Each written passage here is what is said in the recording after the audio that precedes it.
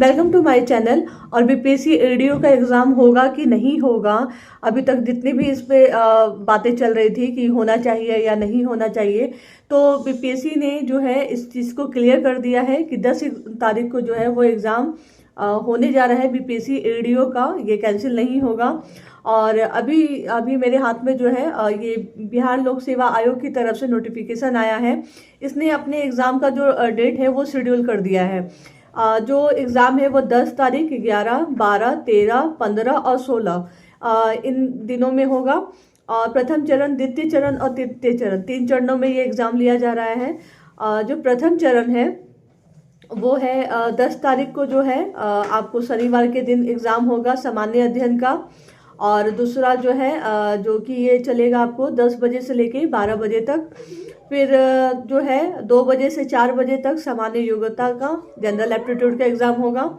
और फिर जो है 11 तारीख को सामान्य भाषा का एग्ज़ाम होगा। तो ये तीनों एग्ज़ाम जो हैं, जो भी बच्चे जाएंगे, मतलब कि 10 और 11 को जितने भी बच्चों का एग्ज़ाम होगा, 10 और 11 को दोनों स्लॉट में, दोनों डेट में जो है तीनों स्लॉट का एग्ज़ाम हो जाएगा। यानी कि सामान्य अध्ययन का, सामान्य योग्यता का और सामान्य भाषा का। फिर जो अगला एग्ज़ाम होगा वो 12 और 13 को होगा, ठीक है। फिर इसी तरह से फर्स्ट शिफ्ट में 12 तारीख को सामान्य अध्ययन होगा, सेकेंड शिफ्ट में जो है सामान्य योग्यता होगी।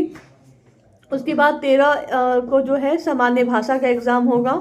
और फिर 15 को और 16 को थर्ड जो है तृतीय चरण में एग्ज़ाम होगा ये। तो इसमें फर्स्ट जो है आपको 10 बजे से 12 बजे तक इसी तरह से एग्ज़ाम होंगे 3 बार चरण में। पहला चरण होगा 10 तारीख और 11 तारीख को। 10 को फिर से मैं बता रही हूँ, 10 को जो है 2 एग्ज़ाम होंगे आपको। फर्स्ट जो है 10 बजे से लेके 12 बजे तक सामान्य अध्ययन, 2 बजे से 4 बजे तक उसी दिन जो होगा सामान्य योग्यता। और फिर नेक्स्ट 11 तारीख को जो है सामान्य भाषा का होगा।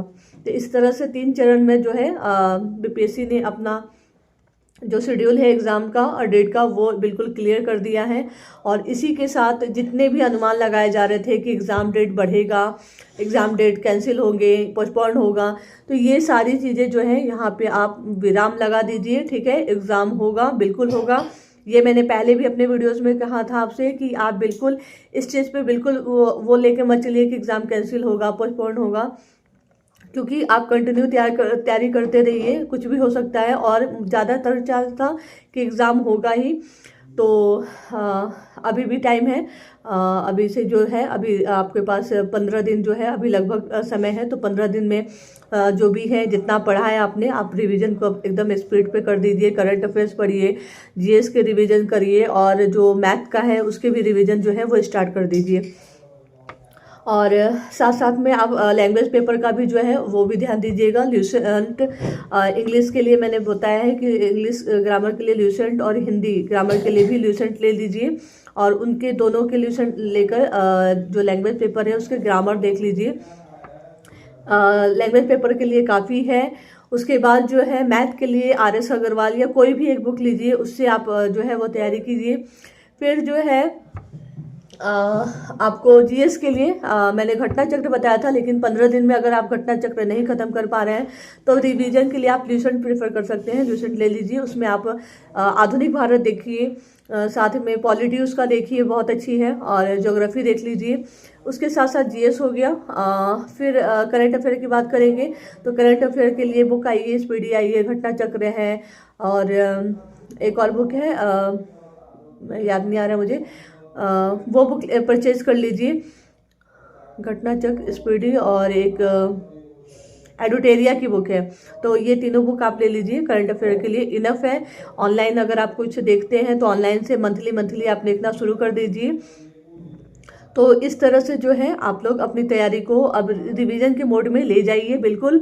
और कुछ बिहार स्पेशल भी ज़रूर देख के जाइएगा, क्योंकि बिहार के बीपीएससी जो अपने एग्जाम में बिहार स्पेशल से क्वेश्चन जरूर देता है। तो बिहार स्पेशल के लिए महेश कुमार वर्णमाल की बुक आती है, मैंने आप लोगों को पहले दिखाई भी है अपने वीडियोज़ में। तो वो बुक ले लीजिए। तो वो एक बुक काफ़ी है आप लोगों को, एक दिन में आप पूरी की पूरी वो बुक रिवीजन कर सकते हैं बिहार स्पेशल की। तो सिर्फ एक दिन, क्योंकि उसमें जो है ना मैप के माध्यम से बताया गया है। तो पूरी की पूरी जो बुक है वो आप एक दिन में बिहार स्पेशल आप रिवाइज कर सकते हैं। तो इस तरह से जो है आप 15 दिन आपके पास समय है मान के चलिए, और जिससे आप जो है रिवीजन स्टार्ट कर दीजिए। जितना पढ़ा है आपने, ठीक है, इनफ है उस रिवीजन में। और प्रैक्टिस सेट जरूर लगाइएगा, क्योंकि अब जो समय है ना उसमें निगेटिव मार्क्स को हमें ये करना है कि हम निगेटिव जितना कम हो सके उतना करें। तो उसके लिए सिर्फ और सिर्फ एक ही रामबाण है उपाय कि आप प्रैक्टिस सेट ले लीजिए। रुक्मणी की प्रैक्टिस सेट आई है, एडुटेरिया का प्रैक्टिस सेट आया, कोई भी प्रैक्टिस सेट ले लीजिए। मैं ये नहीं कह रही हूँ कि उस लेवल के क्वेश्चंस आएंगे। लेवल जो रहेगा वो मॉडरेट ही रहेगा, इजी नहीं रहने वाला है, मॉडरेट रहेगा। मॉडरेट टू हाई हो सकता है या फिर मॉडरेट होगा। और प्रैक्टिस सेट रोज़ एक प्रैक्टिस सेट जरूर लगाइए और बिल्कुल टाइम के अंदर लगाइए। और आप देखिए कि कम से कम निगेटिव मार्क्स आप कम करने की कोशिश कीजिए, निगेटिव कम करने की कोशिश कीजिए। और उसके बाद जब निगेटिव मतलब पूरा सेट बना के आप देखिए कि कितना स्कोर कर पा रहे हैं। तो इस तरह से जो है पूरा समराइज में मैंने यहाँ पे रिवीजन करने के लिए भी बता दिया है कि किस तरह से आप रिवीजन करेंगे। बिल्कुल रिजर्व हो जाइए। ये 15 दिन आपने पिछले महीने जो भी आपने मेहनत की है, और वो सारी मेहनत जो है आपकी ये 15 दिन में ही आके सिमट जाएगी।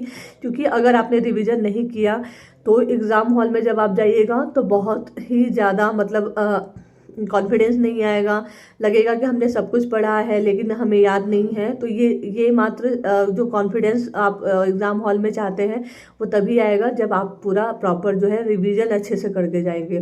तो रिवीजन कीजिए, सेट प्रैक्टिस कीजिए। और कोई भी प्रॉब्लम होगी तो प्लीज़ मुझे कमेंट करके बताइएगा, मैं उसी समय आप लोग को रिप्लाई कर दूंगी या फिर वीडियो के माध्यम से आप लोग तक मैं पहुंचा दूंगी। और थैंक यू। वीडियो पसंद आया तो प्लीज़ लाइक कीजिए, और जो लोग भी फॉर्म भरे उनके साथ शेयर कीजिए, और नए हैं तो सब्सक्राइब कर लीजिएगा। Thank you.